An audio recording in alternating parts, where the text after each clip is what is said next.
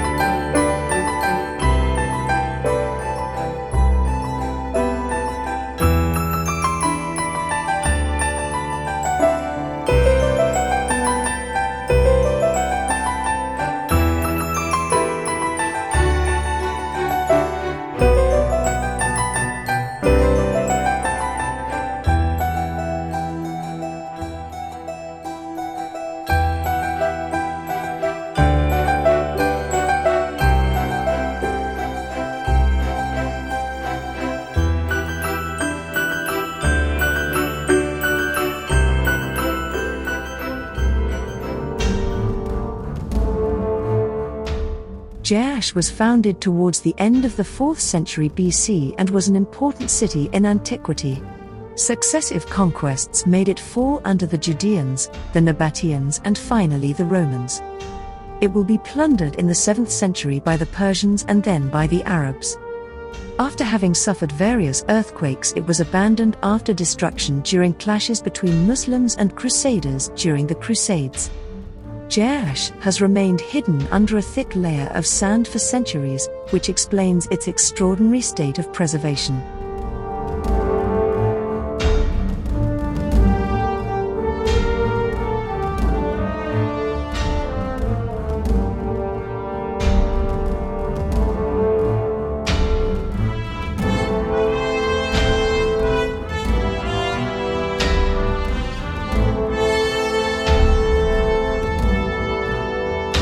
This road which crosses the city is in a remarkable state of conservation. On the cobblestones we can clearly see the traces of the chariot wheels which circulated in the city at the beginning of our era.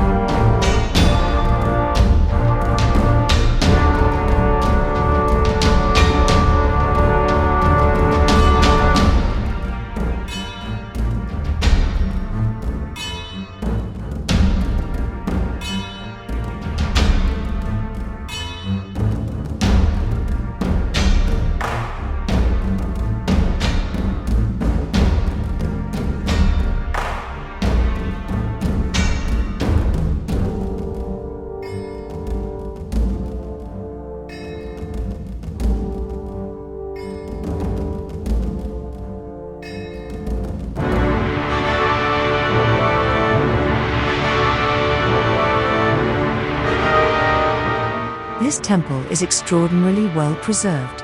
Most of its columns remain standing despite the fact that Jerash experienced many earthquakes.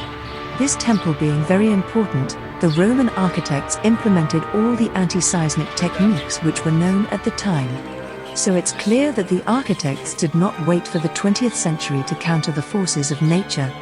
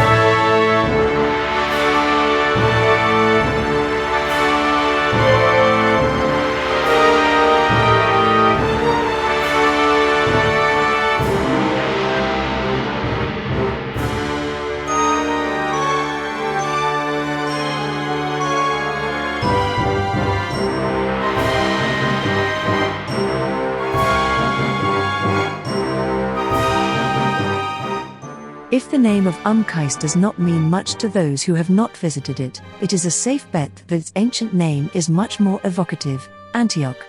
Qais also bared the name of Gadara.